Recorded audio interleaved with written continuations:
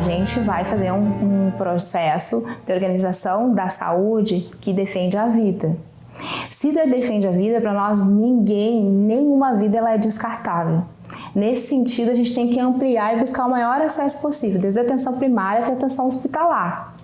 Não dá pra gente, como Estado, não estar junto pensando nos municípios. Uma política de defesa da vida significa ter uma confluência de compreensão de diretriz para defender essa vida. Então foi muito forte o trabalho que o secretário buscou fazer com o gabinete, com os subsecretários, de estar reunindo assim, semanalmente com os secretários e conversando com os secretários municipais, de dividir a tática e pensar, de trazer pessoas da sociedade para conversar, para entender o momento que a gente está vivendo e que todo mundo compreendesse os esforços que tinham que fazer. Então, de combate a fake news, de conversa, da restrição, de dizer assim, ó, essa medicação aqui, ela não tem nenhum efeito, nenhuma evidência forte que é para usar. Então, o secretário fez esses debates, esses enfrentamentos dentro do Estado. E ele chamou os secretários municipais para falar. E o governador foi forte nesse enfrentamento também, entendeu? Então, foi uma política de defesa da vida que a gente teve no Estado. E nesse sentido, para a gente defender a vida, um sistema universal e que consiga dar conta, implementado em toda a sua plenitude, é extremamente importante. E nesse momento nunca se evidenciou tanto isso, né? Seria uma barbárie no Brasil se não tivesse sistema único de saúde.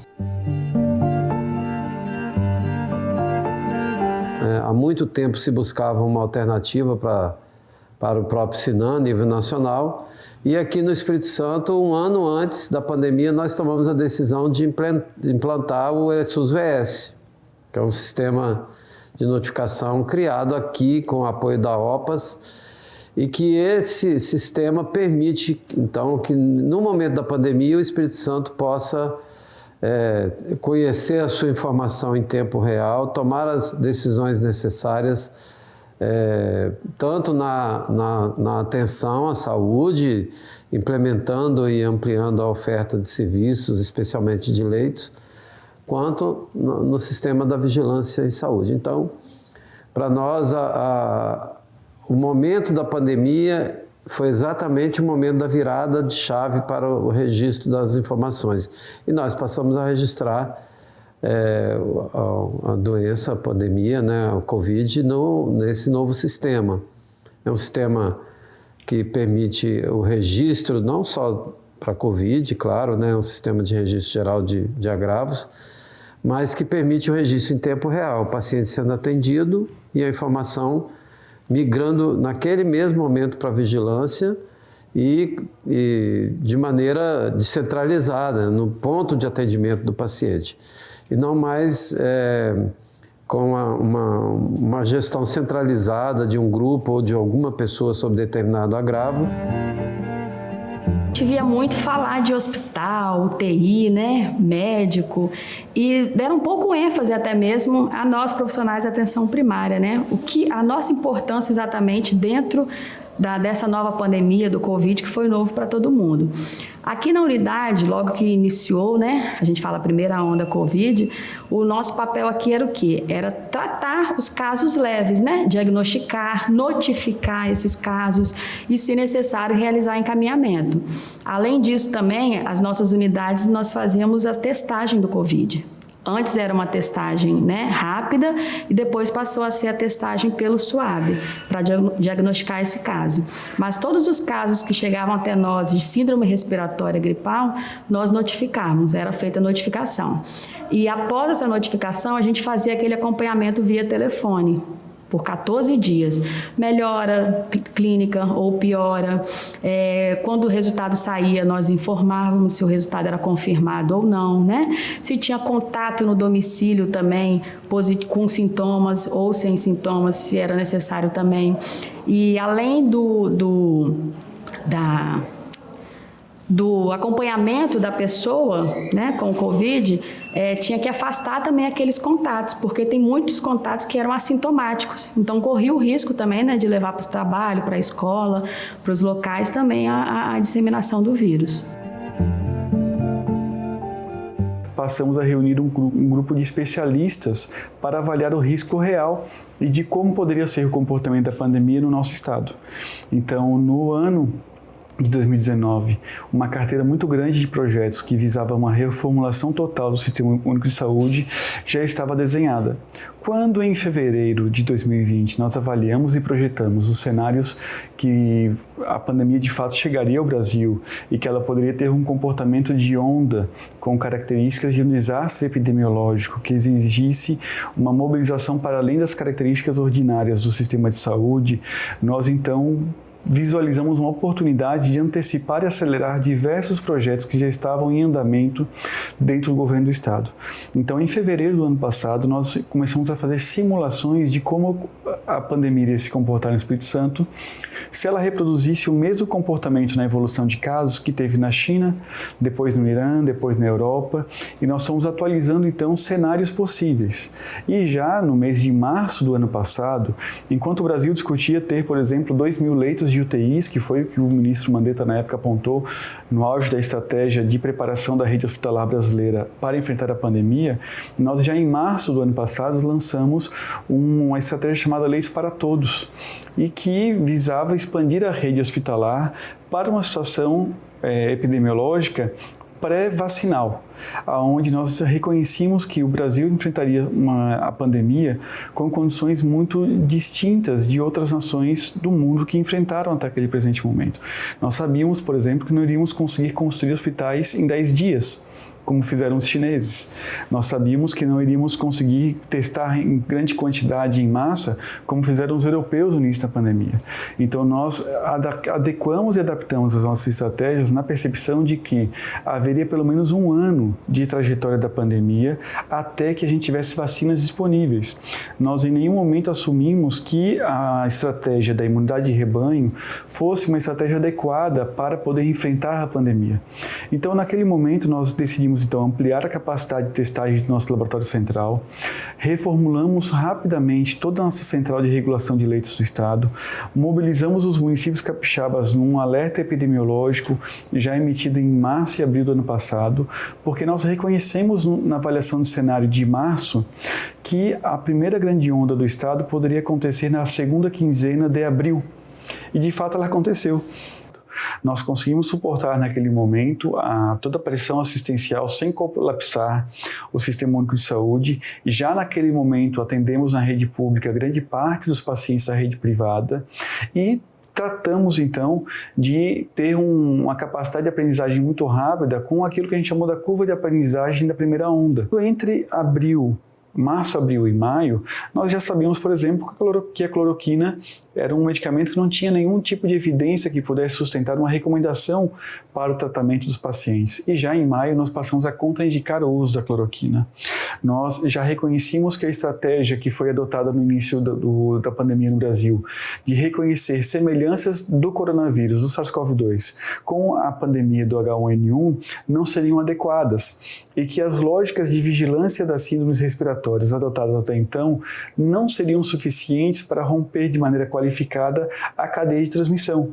Nós, ainda em março do ano passado, publicamos uma portaria aqui na Secretaria de Estado da Saúde, reconhecendo a necessidade da vigilância da síndrome gripal, não somente da síndrome respiratória aguda grave.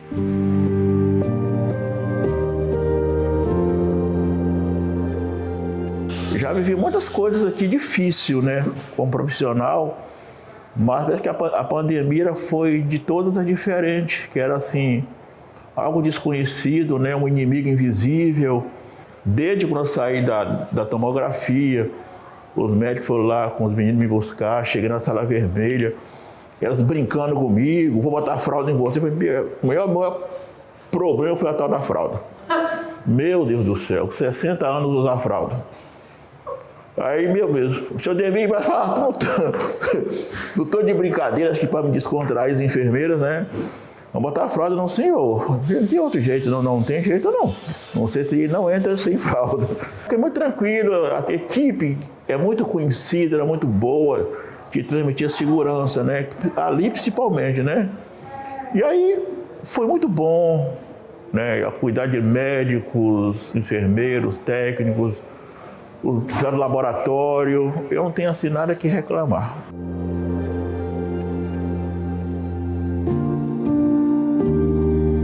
Eu tive isso aqui como um tempo de oportunidade. para mim, que a gente teve que mudar muitas coisas na gente, né? Você trabalhar assim em cima de um perigo. Você igual eu mesmo, eu trabalho aqui há 25 anos, né? Só uma vez que eu fiquei aqui em observação por causa da hipertensão internado, assim, acho que foi 24, um pouco internado. Às vezes a gente preocupava com a máscara, você ouvia a notícia, fulano andava bem equipado, mas também contaminou, e você sabia, meu Deus, eu sei que a gente faz num ambiente desse. Mas, igual eu falei para você, a gente exerceu a fé, Deus, médicos e todos nós juntos, né? E fazer aquilo que você pode fazer. O que eu posso fazer para me evitar? O que outro pode fazer? E caminhar, mas foi uma experiência assim, eu não vou dizer que não foi boa não, mas eu aprendi muito. A gente aprende a ser mais humano, aprende que a gente não é tudo que acha que é. Aprende você a valorizar mais a vida, né? A família, né? Eu quero fazer uma reportagem com vocês aqui, para ficar tranquilo. Aqui são os colegas, né? Do dia a dia. Tudo bem? Boa tarde. Boa tarde. Comparando com muitos países que nós temos por aí, o SUS, para mim, eu não vou falar nota 10, que ninguém merece nota 10, todos nós temos nossas falhas. Mas eu daria uma nota boa para o SUS hoje. Aqui no nosso estado foi bênção, tá? Eu não ouvi dizer que aqui no estado do Espírito Santo houve problema com a pandemia em matéria de cuidado. A gente viu o governador, o secretário, aquela equipe dele todo dia na televisão, passando informação para o povo, tranquilizando o povo. Nosso hospital aqui, como eu falei para você no início, os profissionais deram o que tinha.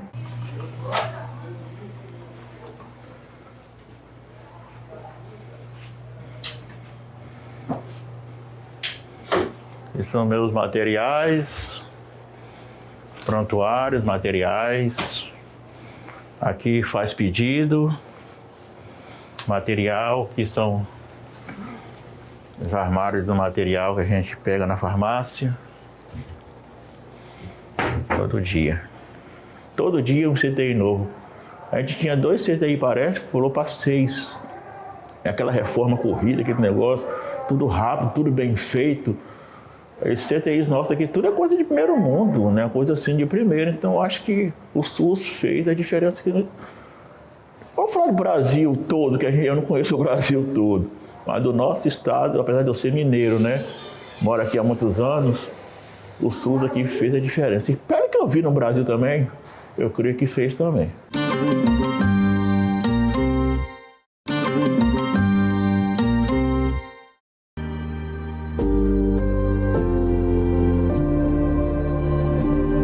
Doença nova, que a gente teve que se adaptar a esse processo durante esses últimos 2 anos, e foi de certa forma desafiador, tanto para todos os profissionais da área da saúde, em especial a equipe de enfermagem, né? Porque a gente trabalha ao beira-leito, ao capacete, contato direto, então foi bem desafiador, uma nova construção do que era a doença, de como lidar com esses pacientes, a criticidade, né? Que muitas vezes eles já chegavam bem críticos.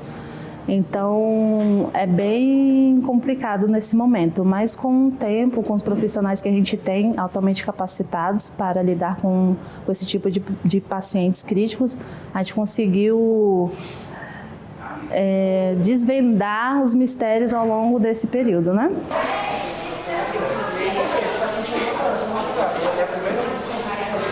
O papel da enfermagem, eu falo que é o papel basicamente fundamental dentro de todos os profissionais da área da saúde, porque a gente está, principalmente o técnico de enfermagem, né? Técnico de enfermagem, auxiliares e enfermeiros estão à beira-leito do paciente. É ele que cuida do paciente 24 horas por dia, que faz medicações, que alimenta, que realiza banho, troca curativo. É a base da área da saúde, porque se não tiver a equipe de enfermagem, como é que vai ficar o cuidado? Porque a enfermagem é isso, o cuidado, a gente cuida do paciente. E porque o SUS é universal, de forma igualitária, né? Isso foi primordial para todas as pessoas terem acesso a um direito básico, que é a saúde. E muitas pessoas talvez não poderiam ter recursos para se manter com vida, por causa dessa doença, né? Não ia ter como ter recursos para se pagar um hospital ou qualquer outro tipo de tratamento. Porque, querendo ou não, é um tratamento invasivo, necessita de conhecimento, de várias ferramentas, de várias clínicas, né? De todo o complexo que um hospital tem. Aqui no estado funcionou de forma plena. A gente vivenciou uma coisa que a gente nunca viu antes, assim, eu sempre trabalhei aqui no hospital, assim, na verdade fui residente do hospital, fiz terapia intensiva aqui no hospital, o hospital tinha um perfil de trauma, e a gente mudou completamente o perfil do hospital, né? A gente virou um hospital referência para o Covid, uma doença nova que a gente aprendeu a tratar e cuidar desses pacientes. Então foi um aprendizado muito grande, um desafio muito grande. Eu acho que de alguma forma a gente fica feliz de ter contribuído para trazer melhora para muitos pacientes que acabaram internando com a gente aqui e ter cumprido nosso papel como intensivista, né? A gente não conseguia nem entender o que era a doença quando a gente virou referência para a Covid, assim. Então foi tudo muito, muito novo, né? A gente via uma tomografia nova, uma imagem que a gente não conhecia antes, um paciente com uma hipoxemia tão severa que a gente não via antes, uma doença realmente muito diferente de tudo que a gente aprendeu, assim, no livro, né? Estudando, né? A gente realmente foi um desafio e um aprendizado muito grande.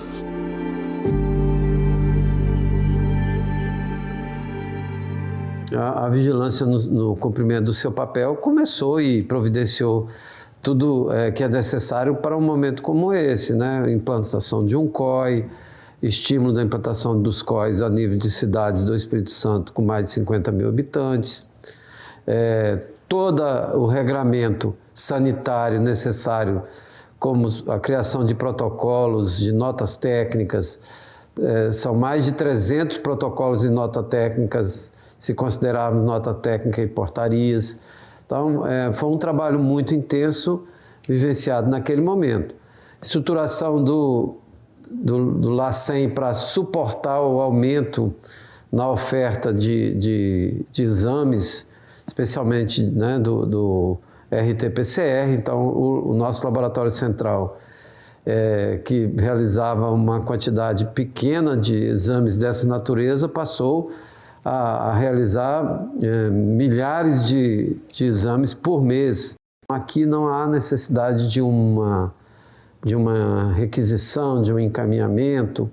Eu me dirijo a um ponto de testagem ou agendo a minha testagem pela internet e porque me expus ou porque vou viajar, ou enfim, pela razão que for, eu posso me dirigir ou agendar a minha coleta e eu tenho o resultado, inclusive, pelo próprio local na internet onde fiz o agendamento. Então, o Espírito Santo também, além de já, do ponto de vista do RT-PCR, ter a maior per capita de exames no Brasil, tem a ampliação da testagem para todas as cidades do estado do Espírito Santo.